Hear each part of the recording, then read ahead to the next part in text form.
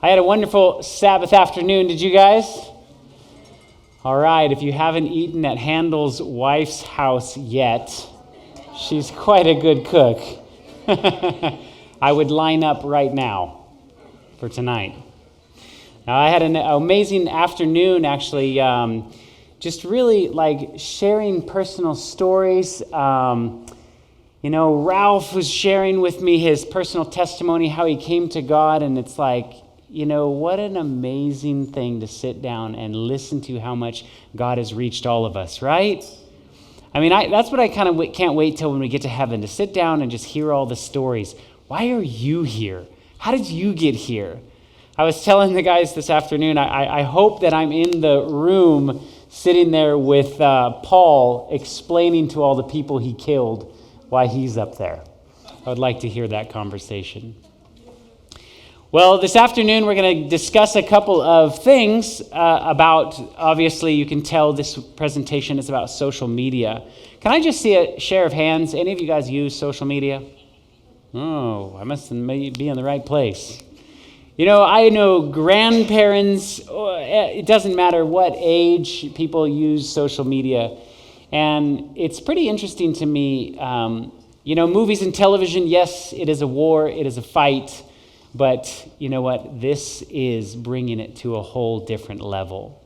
And so I hope that I can share with you a couple of things that are going on behind the scenes with social media. You can kind of begin to make some personal decisions on how you want to interact with them. But I'll tell you what, the more and more I dig into what social media is actually doing to our society, the more and more I actually want to stop using it. That's how crazy I believe that it's gotten, and it's really creating, literally reshaping our society. You guys notice people walking around like this? Nobody looks at anybody anymore. You've been to the airport? Nobody talks to anybody anymore. How many of you married couples have laid in bed at nighttime flipping through social media and not talking to your spouse? Can I see your hands? I've done it. It's an issue that we are becoming crazy and not communicating with the people around us. So I hope that you learn a little something this afternoon. Let's bow our heads for a word of prayer. Dear gracious Heavenly Father, Lord, thank you for this opportunity as we open up this conversation. I pray that you be in it, and it is ultimately about you. Teach us something, open our eyes, and help us to see you. We love you. In Jesus' name, amen. I titled this hashtag selfie. As you can tell, they make a lot of little memes about all the different ways that we use social media. You could almost coin the phrase social media. It's about me. As you can see, Facebook's like, listen to me. Twitter's like, listen, or Facebook's like me. Twitter's listen to me. LinkedIn's hire me. YouTube's watch me. It's all about me, right? This seems to be the way that a lot of people use social media. So I want to read to you a Bible verse, Ecclesiastes 1:9. Maybe you've heard this one before. The thing that has been is that which shall be, and that which is done is that which shall be done. There is no new thing under the sun. I guarantee you that if you were actually able to go back in society and live in any culture that's lived on the face of this planet, and you spent time in that culture, you'd realize something very quickly.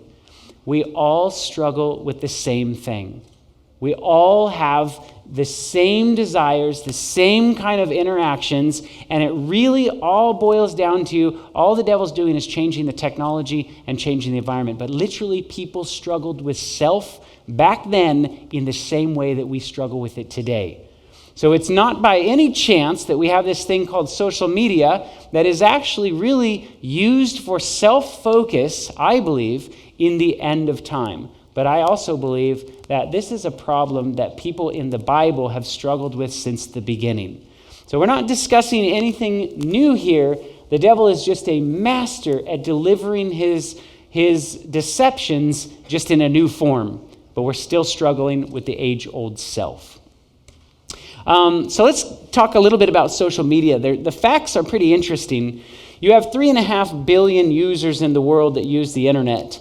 and about 2.3 billion active social media users. So almost as many people who have connection to the internet actually use social media.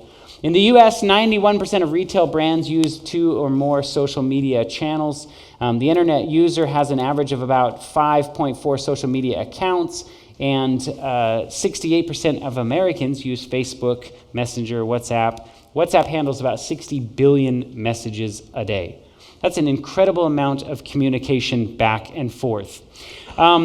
CNN came out with an article that was really kind of interesting on how much time teens are spending with their social media. 9 hours a day. And this is what they're claiming people are actually spending with their screens. From the second that they wake up to the second that they go to sleep, all that time in between is amounting to 9 hours a day. Did you know that you go to school probably less than that? Give yourself 8 years, you could become a doctor if you put that same amount of energy into it. That puts things into perspective. So they're talking about this on CNN. Here's a little news article where they're talking about that. Listen to this. Let's put that in perspective. Yeah. That's watching TV, watching videos, listening to music, playing video games, reading, scrolling around the internet. So it's all of that, Okay. but it is 9 hours a day. And for teens, it's about 6.5 hours of their time on screens.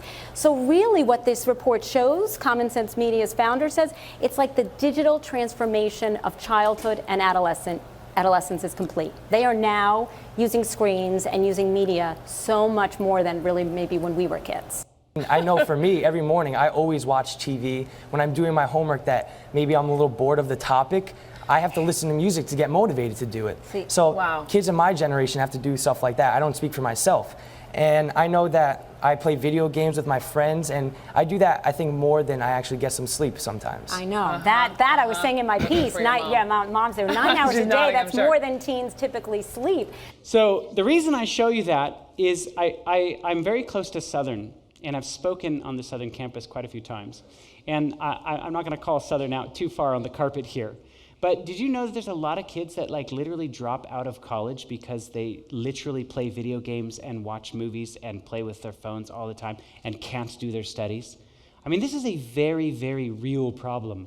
And these kids are literally starving struggling in this whole thing, and it needs to be talked about and addressed. So be careful of that. It is an addiction. It is a tool that if you are finding yourself drawn more and more to those things and not getting things done like your schoolwork, then that's a classic sign of addiction, anything that can take the place of that.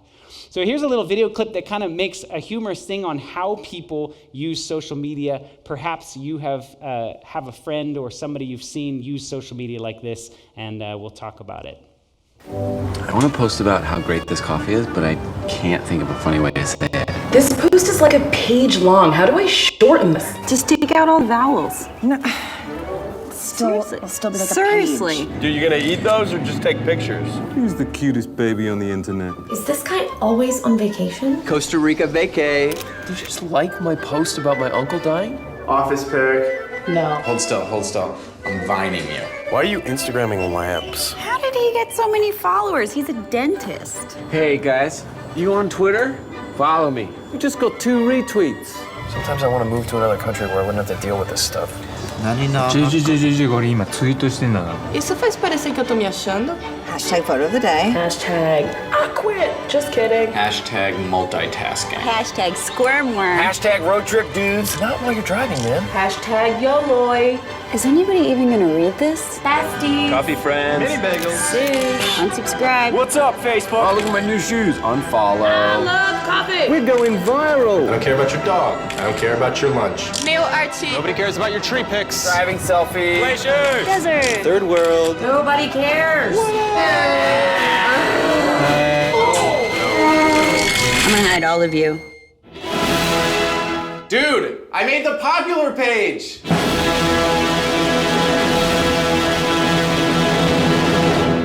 So perhaps you've seen or known somebody to use social media in this manner, but how are most of these people using it?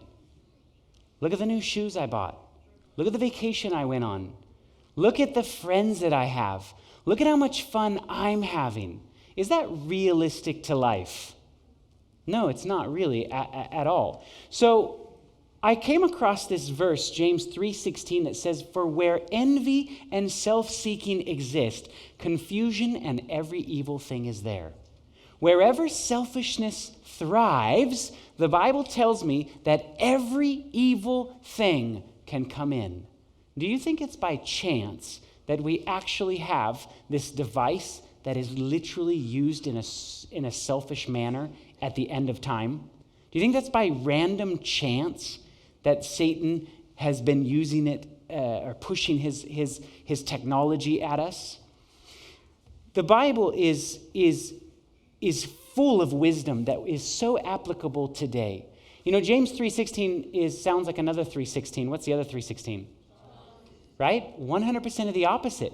For God so loved the world that he gave his only begotten son. It's the opposite of this. Where selfishness exists, every evil manner is there. John 5:30 says, Jesus himself said, "I seek not my own will, but the will of the Father which has sent me."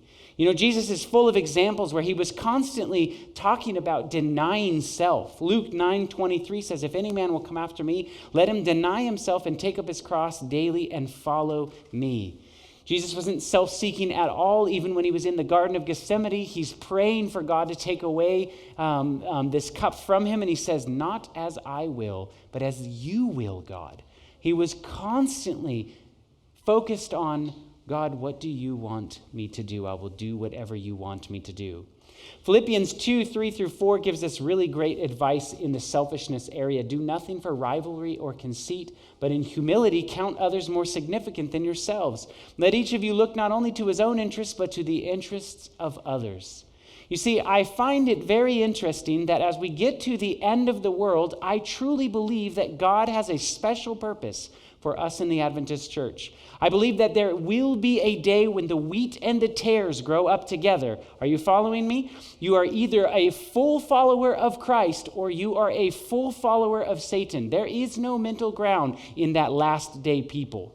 And so I find it very important, literally very important, to not allow little things to get into our lives that make us focus on ourselves. Here's a couple of interesting facts for you.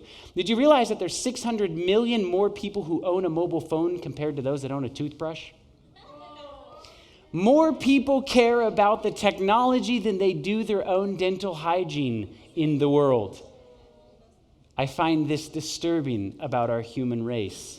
Research reveals that there's about 4.8 billion mobile users, but only 4.2 billion people have a toothbrush.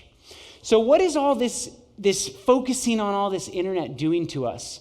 Here's a little video clip that's going to illustrate how we actually learn.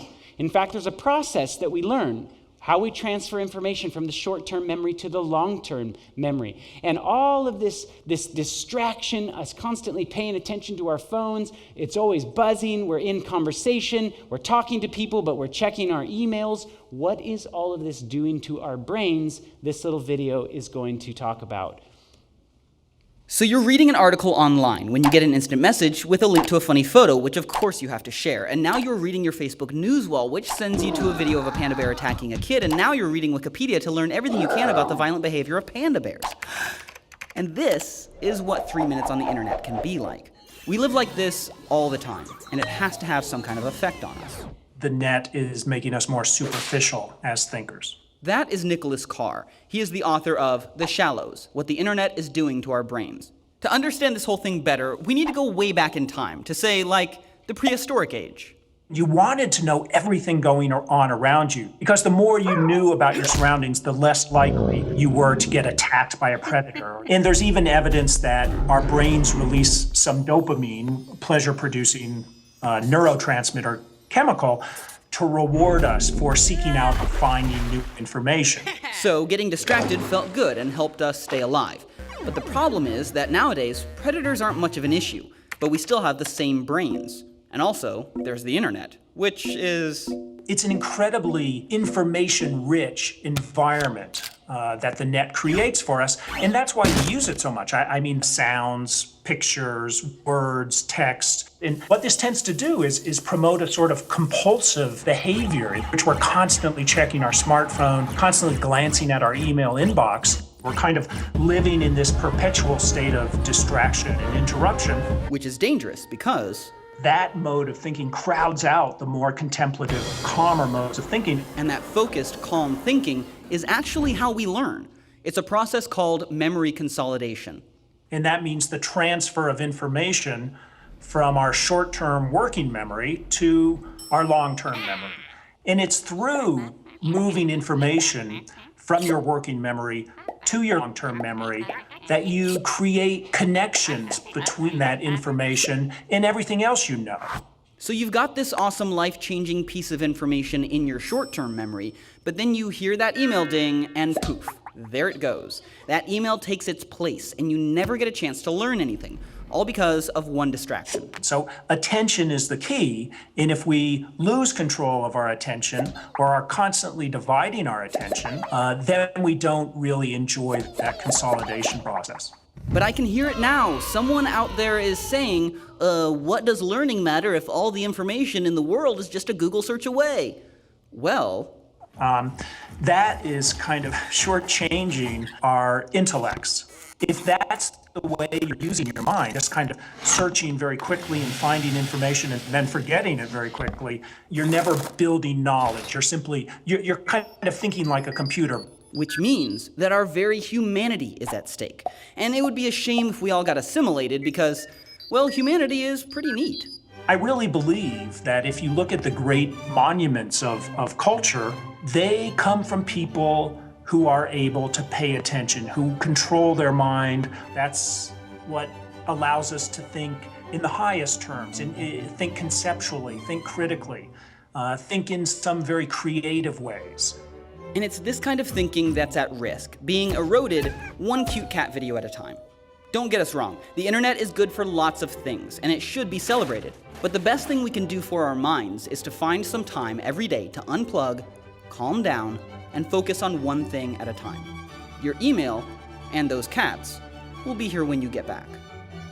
So that's basically how social media, internet usage, and all that is actually starting to rewire our brains. Did you know that we're actually becoming surface skimmers? We used to read. When you wanted to find a topic, you wanted to learn about something, you had to really dig. And you had to get to the bottom of it, read lots of information. You know what we do today? We read bullet point, right? Am I right? You kind of read the little short pages. Everything's getting shorter and shorter. Our attention span is getting smaller and smaller. You know, they say that a goldfish has an attention span of about 9 seconds, and now the human race has the attention span of about 8 seconds. Lovely. We have less than a goldfish. Isn't that interesting? So we are literally rewiring our brains to have attention problems. And we're not being able to really focus if we're training our brains like this. So what is actually this whole social media doing to our relationships? So this next video clip that I'm going to show you is from a doctor from UCLA. And he's talking about the usage of social media and how it's actually reshaping our brains.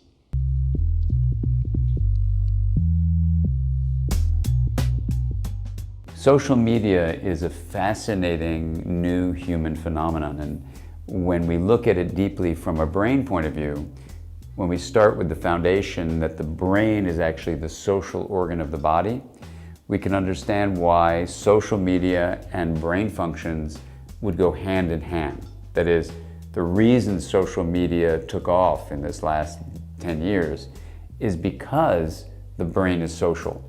And people really want to connect with each other. And then, when social media was designed and keeps on creating itself, then the social media, in fact, is going to be shaping the brain so that the brain is responsive to culture.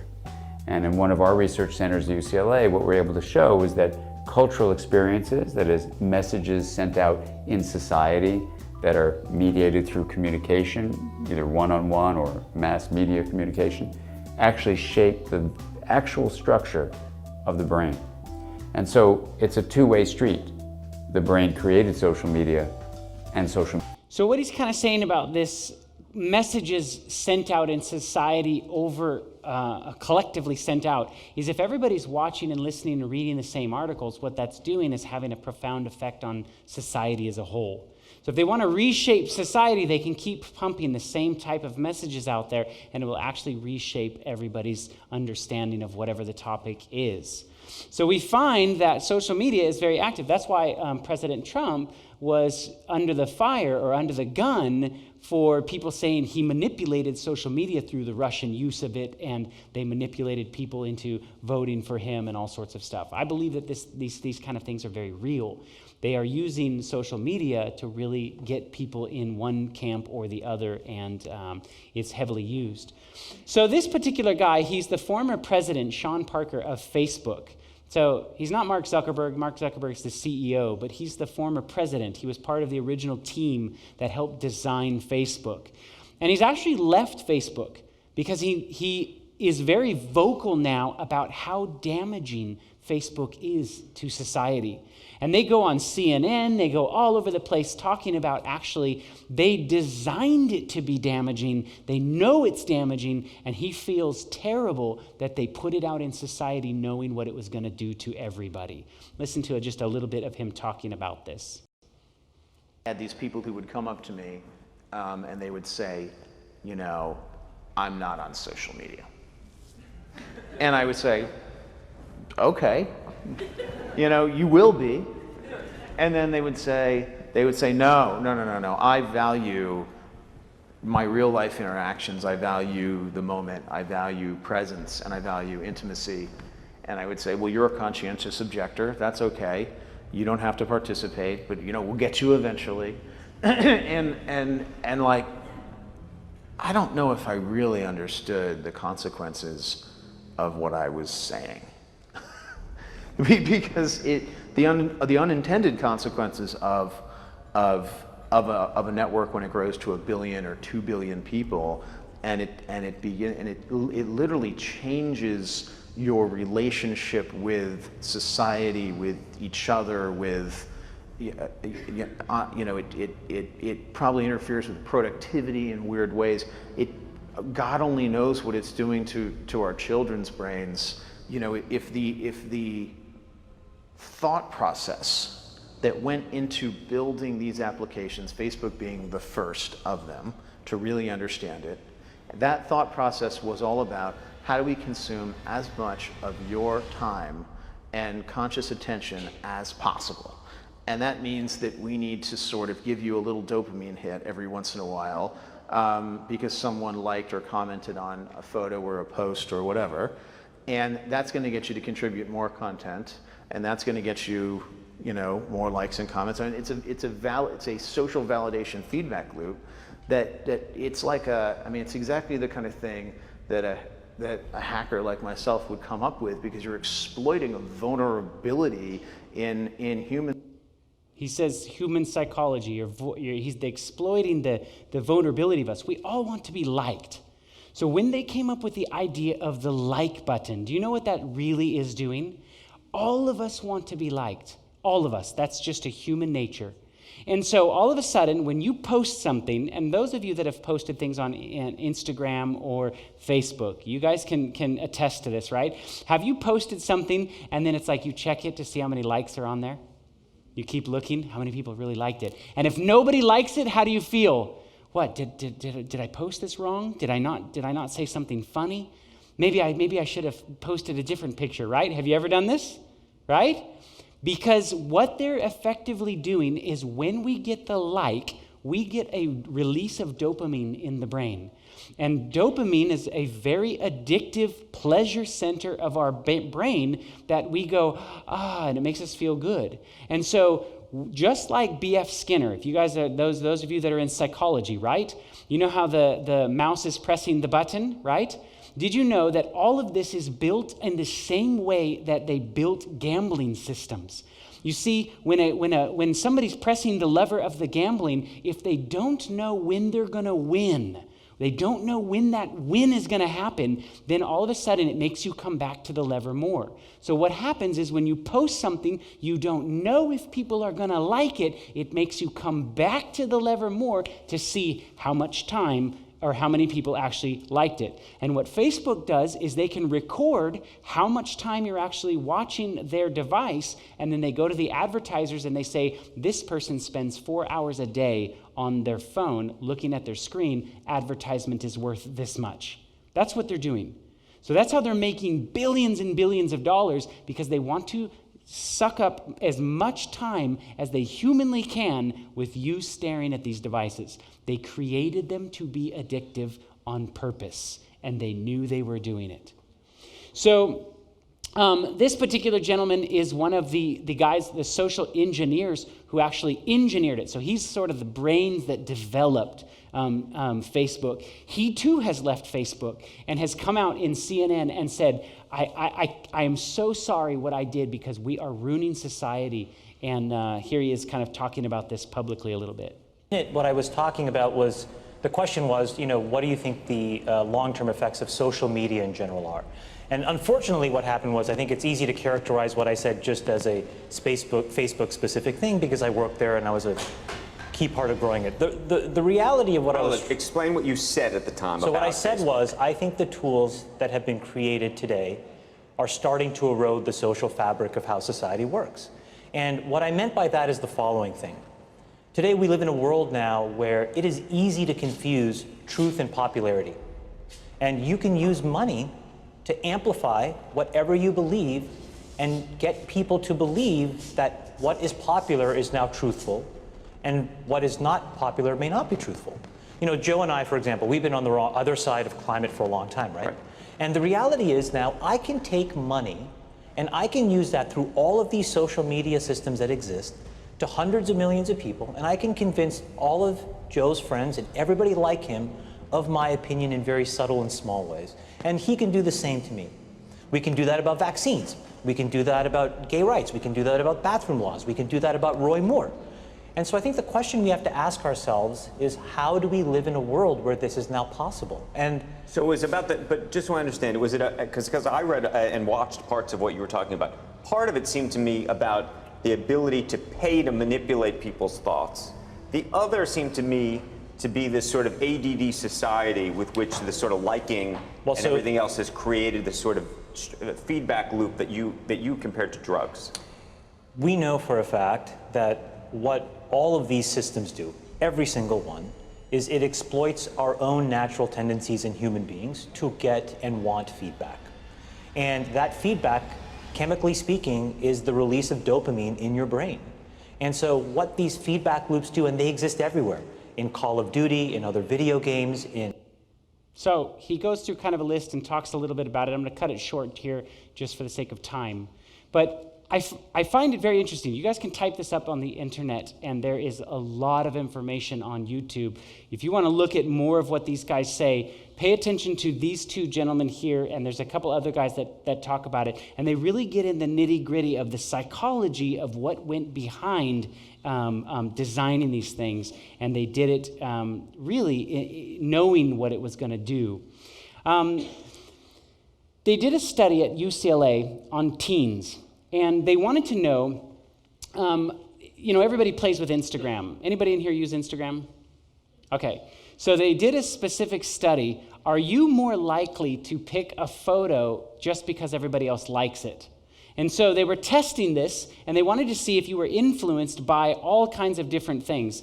So they took 32 teenagers, brought them into UCLA, put them in an fMRI machine, and they created, this is an fMRI machine, it's like a big magnet, and you have a lot of iron in your hemoglobin in your blood. And so what it does is it follows around where the blood goes in your brain, and then it can tell what parts of the brain is active. It's just a big giant magnet, basically.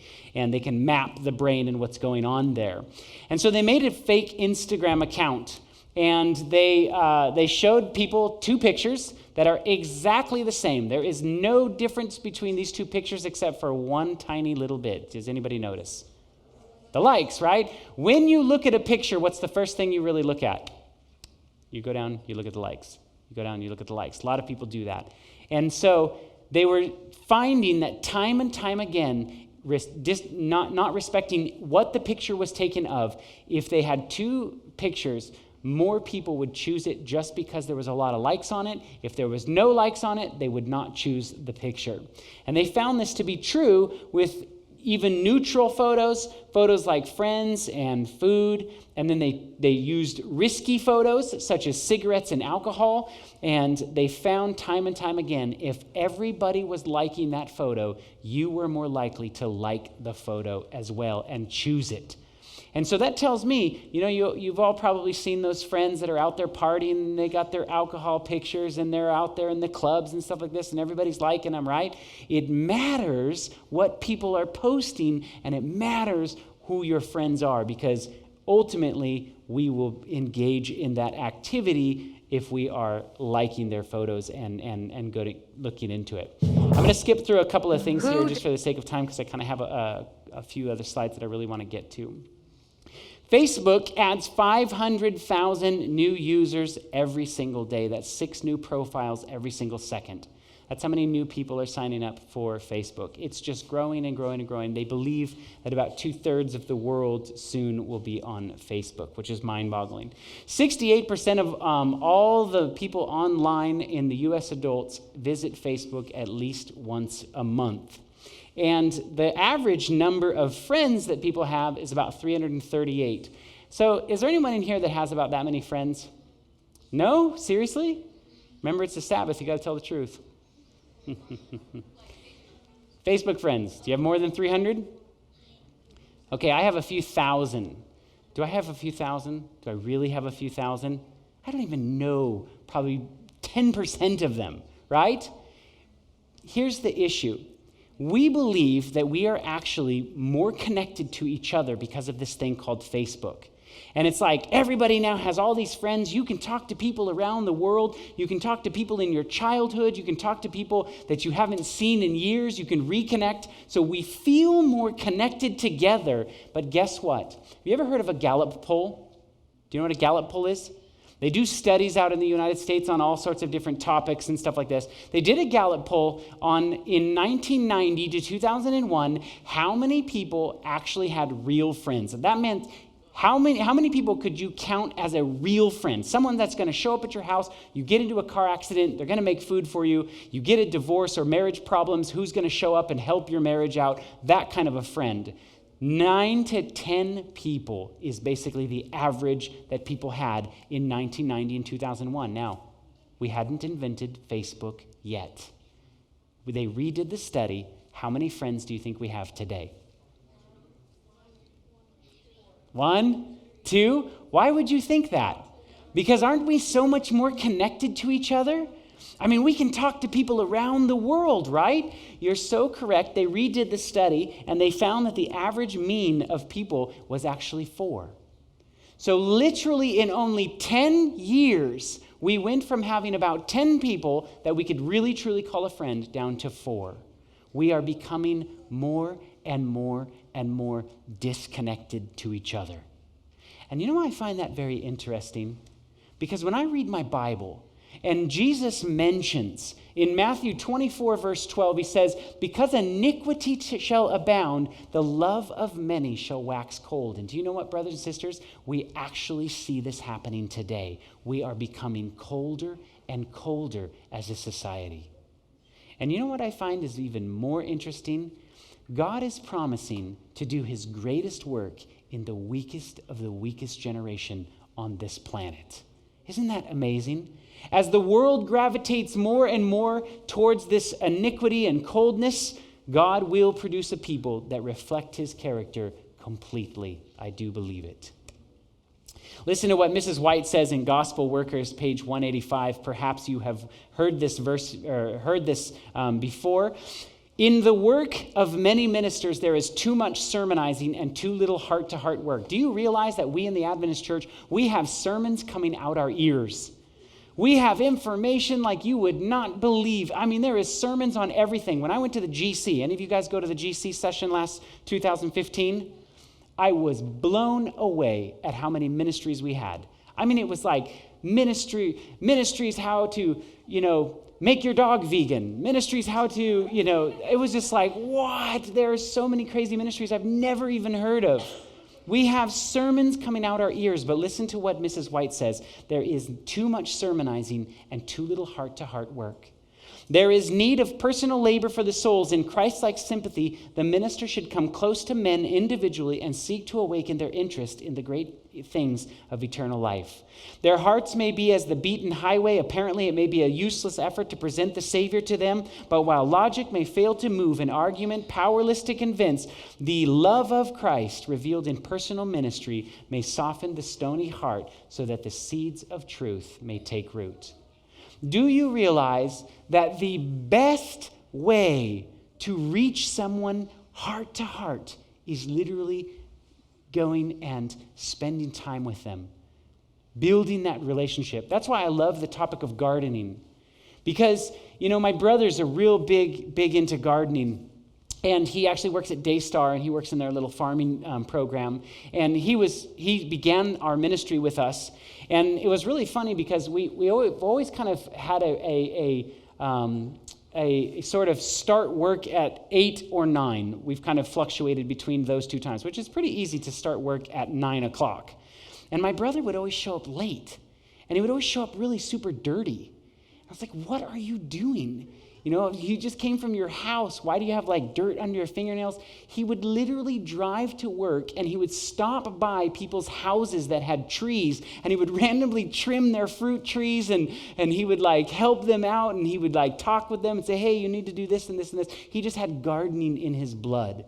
But it literally began conversations with people. And you know what? When you're a gardener, do you literally just go around and cast seed wherever you want to? Like, hey, I've got these peach trees. I'm going to just throw them on the ground right here, right? No. You have to till the soil. You have to know what grows there, what season it grows in. You can't just plant any time of the year. There's a special time to plant there. All those things are representative of how we share the gospel. You cannot just walk around and just throw seeds of truth just because they're seeds of truth. Right? Does that make sense? You have to cultivate the heart of the person. That's why it's important not to just knock on the door, literally hand somebody a piece of information, good luck, read it, I'll see you later, right?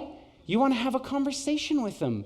You want to get to know them. Hey, can I come back? Hey, here's my number. If you have a question about this material, call me. That's building the soil and how to share the gospel. Mr. Denzel Washington was asked the question, what do we do with social media? Listen to how he answers this question. Turn it off. That's what I would say. It's hard for young people now because they're hooked. They're addicted. If you don't think you're addicted, and I'm talking about anyone, from the highest to the lowest, if you don't think you're addicted, then see if you can turn it off for a week. It got quiet in here, didn't it? Didn't it get real quiet? It's a tool. So we should use it. God has blessed us with free will. Now it's free will magnified, free will on steroids. You're free to go in any direction you want. It will allow you, and it's not the enemy. It's just a reflection of our own free will. And we all want to be liked. But now we want to be liked by 16 million. And will now some of us do anything to be liked. We used to do anything to be liked, but it was by the person in front of you. Now it's to be liked by 16 million people that you don't know. We have to ask ourselves, what is the long term if not two? So he's actually saying some very good information. I'm usually pretty hard on celebrities, but when I saw this clip, I was like, he's actually a very outspoken Christian. Did you guys know that? He reads the book of Matthew, Mark, Luke, and John tons of times, always reads them. And when we first started this ministry, we actually used to have a clip of Denzel Washington. How he got his first breaking role was he played in a movie called Glory, and he played a slave during the Civil War. If you guys remember the movie, it was a long time ago. And he was being interviewed on 60 Minutes, and The guy came up to him and he won an Oscar for it, or won a nomination. I can't remember if he actually won an Oscar for it. And so the guy asked him, like, how did you play this slave character so well? I mean, you were just amazing. And you know what Denzel Washington answered? I got on my hands and knees and I prayed to the spirit of the dead slaves. And when the spirit came into me, I got up and I acted that scene. And I could not have written that down. The things that were coming out of my mouth, I could not write it down. And you know what's very interesting about Mr. Denzel Washington? He played Malcolm X. Do you guys remember this? He played in a movie like this. And Spike Lee was being interviewed about the scene, and Spike Lee was explaining how Denzel Washington was acting, and he was sitting there going through the script, and he was like just nailing, I mean, they were very historically correct of what Malcolm X said. They have huge chunks of his actual speeches. They put it into the movie, and Denzel Washington was saying during one of the scenes the whole entire speech, and then all of a sudden he kept going. And Spike Lee is sitting there looking at the script. There's nothing more on the script. And he's saying word for word of the speech that Malcolm X said. And Spike Lee's just sitting there going, there's nothing else on the script. And he's looking at him like this. And he walks up to Mr. Denzel Washington. And afterwards he goes, Mr. Washington, that was amazing. How did you do that? And he was like, do what? And he's like, you said Malcolm X's whole speech, word for word. And it's not on the script. And he's like, oh, I did? Brothers and sisters, if you understand the state of the dead, who is he using? I don't care if you are Mr. Christian, read Matthew, Mark, Luke, and John all day long. There are some very dangerous things that some of these people get involved in. And, you know, they are messing with things on a whole nother level. You guys can look up, I think that was on YouTube that I found that clip if you wanted to watch Spike Lee's retelling of that. Did you know that Steve Jobs and Bill Gates severely limited the technology of their children? Did you know that? Did you know that when Steve Jobs was actually asked, when he came out with the iPad, so how are your kids enjoying the iPad? He responded to the person that was interviewing him. He said, my kid has never played with the iPad. And he was like, what? You made this amazing piece of technology. Your kid's not playing with it? And he says, no, he won't play with it. Isn't that interesting? What is it that these guys understood that they literally would not let their own children play with the technology, yet we play with it all the day, all the time?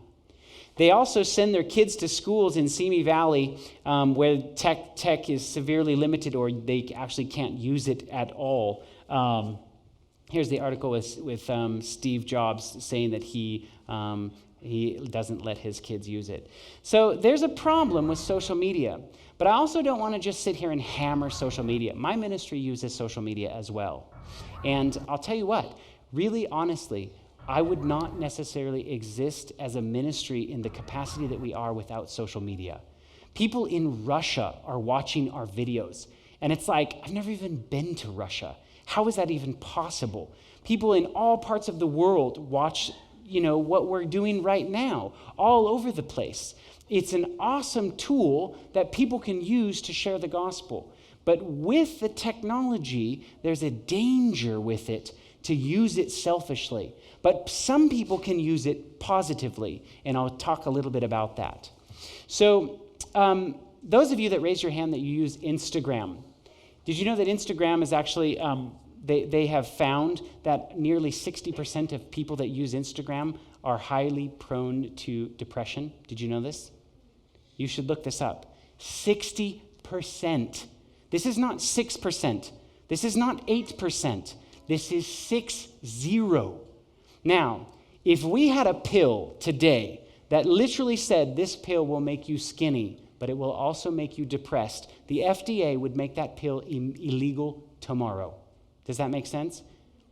Yet we hand these devices to our kids and say, here, play with this.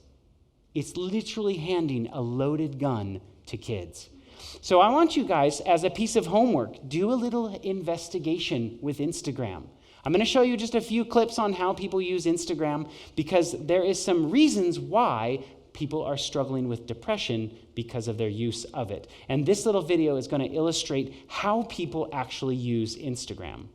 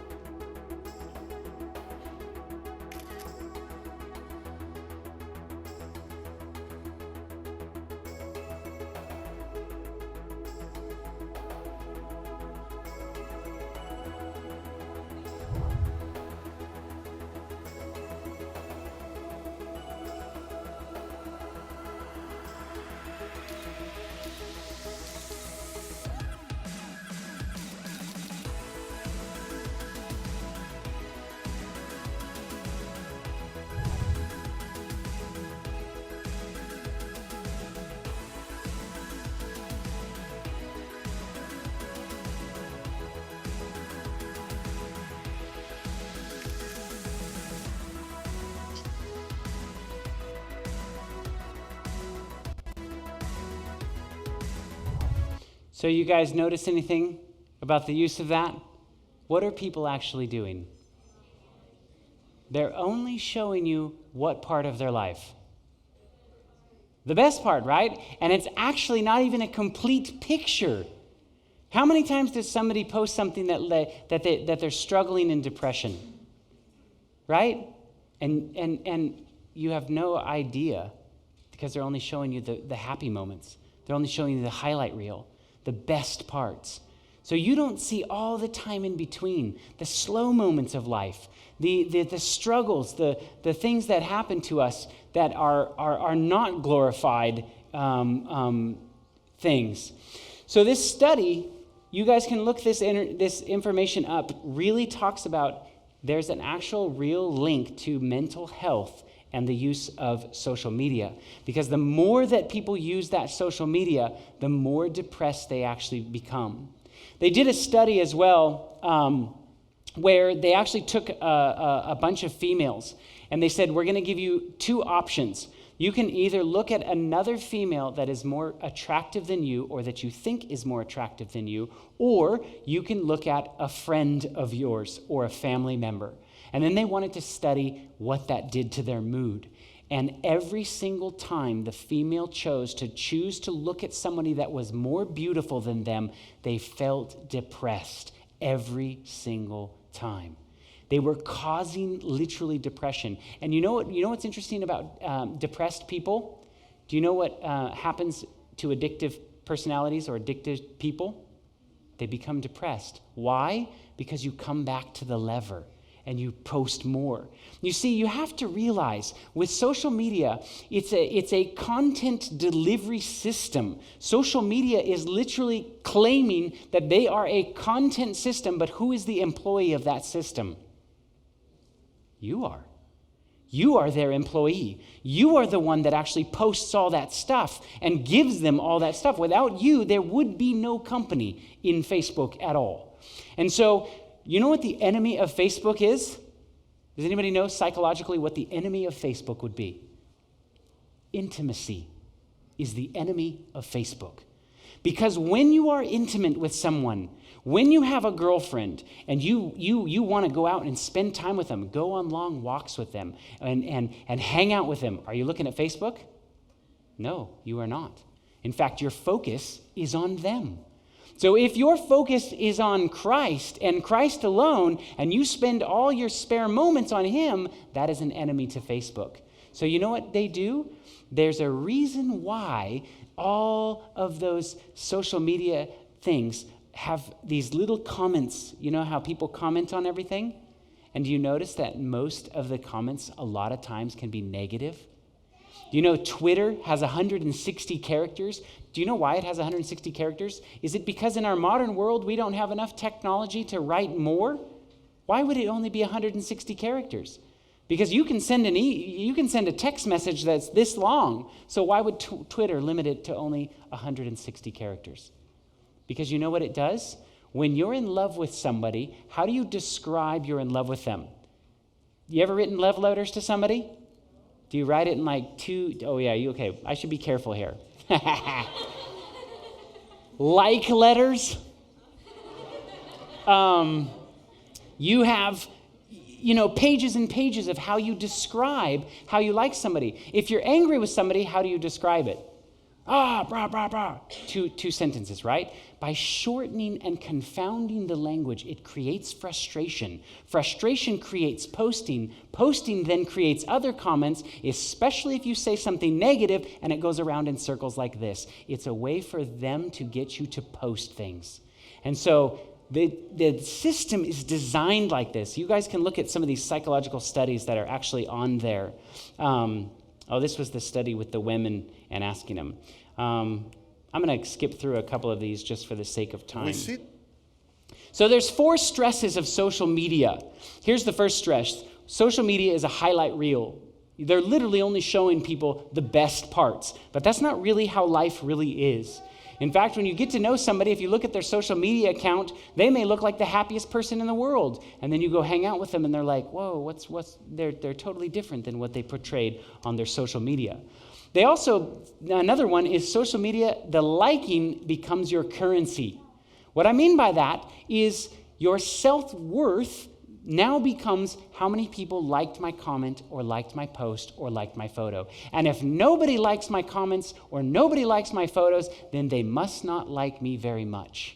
Your currency then becomes how much people actually like or care what you are doing. And that is not a real reality. That is a false reality. The fear of missing out is a very real phobia that people have. When you have friends and you are looking at Instagram pictures of all your friends hanging out, having a good time, doing things, and you weren't invited to wherever they are, then you feel like, why didn't they invite me? I'm missing out on their life and on what they're doing.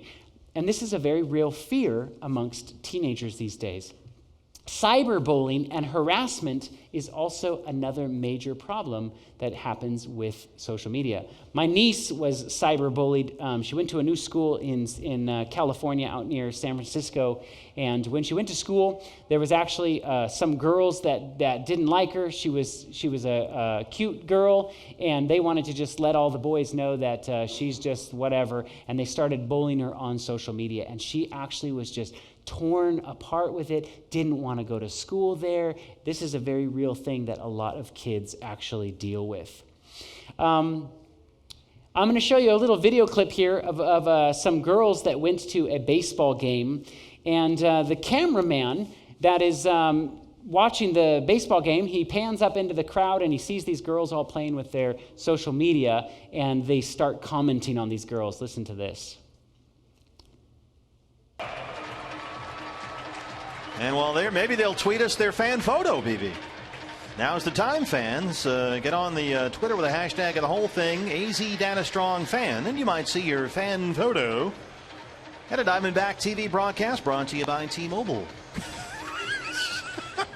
I mean, look at the one on the right. Do you have to make faces when you take selfies? Wait, one more now. Oh, there you go. Better angle. Oh, check it. Did that come out okay? That's the best one of the 300 pictures I've taken of myself today. Every girl in the picture is locked into her phone. Oh, Lord. Every single one is dialed in. Welcome to parenting in 2015. They're all just completely transfixed by the technology. So they go back to the game, girls. and then they keep cutting back to the girls in the crowd, and they're still doing Take this. a selfie with the hot dog, selfie with the churro, selfie just of... Selfie of a selfie, selfie this. This goes on for like 10 minutes. And they're like looking up in the crowd and they're just blown away at these girls aren't even watching the baseball game. Why would you pay for a ticket to go to the baseball game and then not even engage in the actual game, right? Here's a problem. Sometimes when we hang out with our friends, we don't even engage with each other. We're so worried about getting the right picture and doing this that we lose the art of conversation back and forth with each other. This is a problem. Do you know that this is a happening party today? I mean, this thing's going off. Yeah, right? We can't even sit in a room together for the most part and literally have a conversation with each other. You know, my wife and I like to go out on dates, date night all the time. And this is what we notice when we go out on date nights. Have you ever been to a restaurant and you've noticed this? Couples that are sitting there not saying a word to each other. Sharing a meal and they're both just locked into their phones and they can't even have a conversation with the person in front of them because they're all focused on some exterior world. How about this? A lot of kids are being raised in this type of a world today where their parents are so locked into the technology that they can't even, get their parents' attention for 2 seconds. This is a reality. Time magazine actually started noticing this, and they put this on the cover of the magazine. Help, my parents are millennials. What am I going to do? You see, I've been to grocery stores and I've seen those mothers that are pushing their carts down the thing and they're sitting there focused on their social media and the kids just crying behind, knocking stuff off the shelf, and they're literally just locked out, not paying attention to them. Brothers and sisters, life is about relationships. Life is about contact. It's about learning how to have conversation with each other. And there is an art form that comes with a conversation with each other. Did you know that when you speak to somebody, you read so much more than words? You read body language, you read tones. How is that person speaking to me? How is their eye contact? How is their body language? All those things relay an information that you cannot get across in a simple text. So frustrated mothers have come up with a solution. And this solution is quite amazing. I would actually love this piece of technology. Maybe some of you will find this solution funny. Okay guys, time for dinner.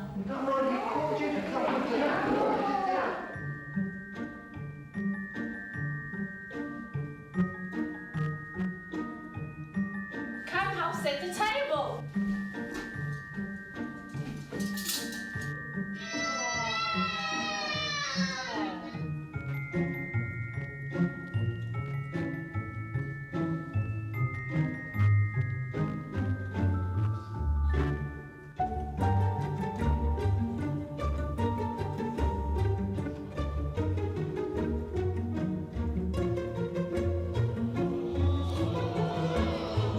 Yeah.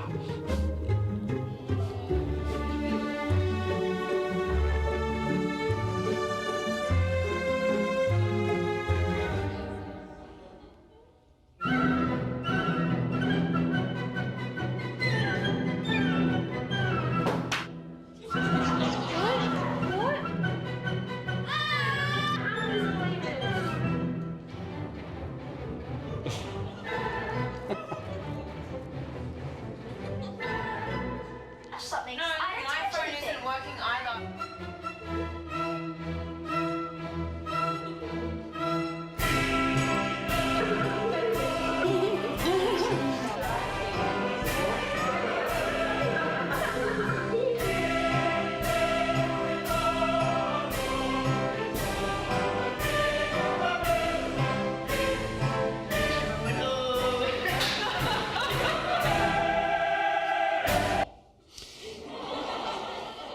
Love it.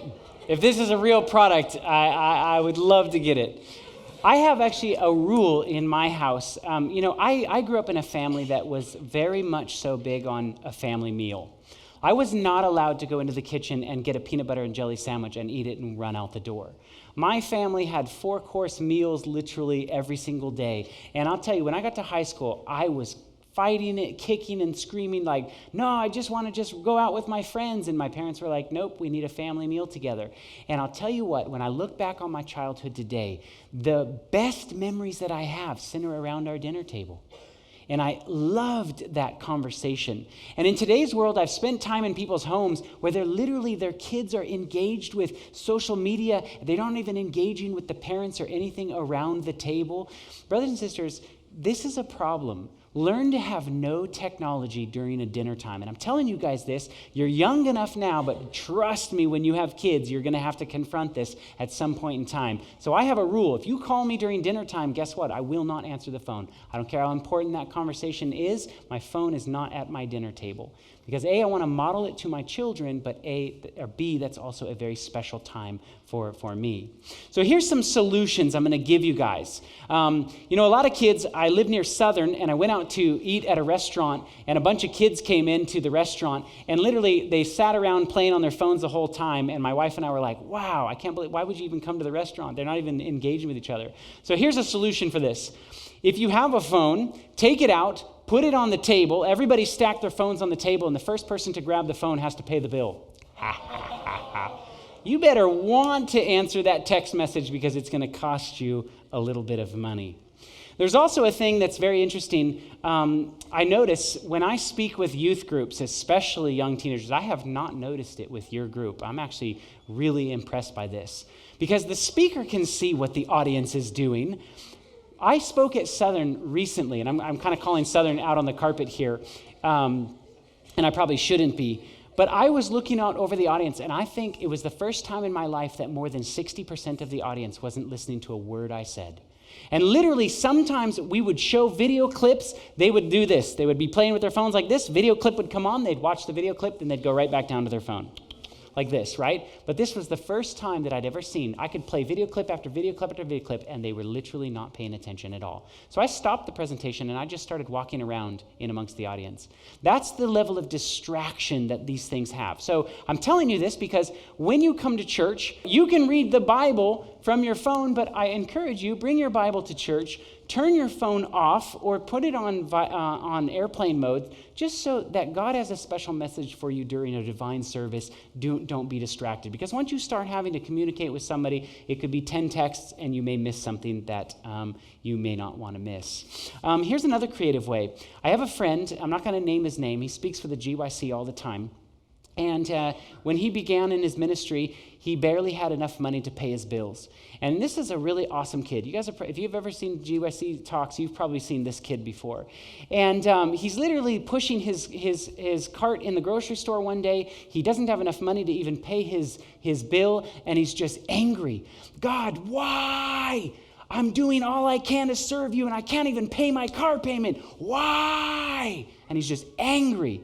And literally his phone buzzes, and he pulls it out, and it's a text message from another friend of his. And it says, hey, I just came across this awesome Bible verse. I was thinking of you, don't know why I needed to send this to you. Here it is. And it was exactly what he needed at the moment.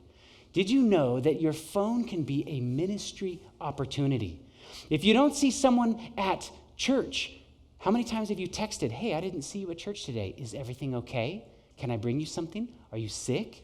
How about using the technology in a positive manner?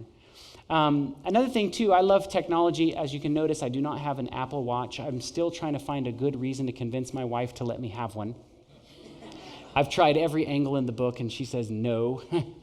So I'm not opposed to technology. I love technology. But have you ever been talking to somebody who has a smart watch and they do this in the middle of your conversation, right? And what does that make you feel like psychologically? Oh, you have somewhere better to go. Then I should stop because you need to go somewhere. And they may not be trying to be rude. They're just answering an email. So be conscientious of that. Don't make other people feel like you don't like their conversation because you're always worried about looking at what it is.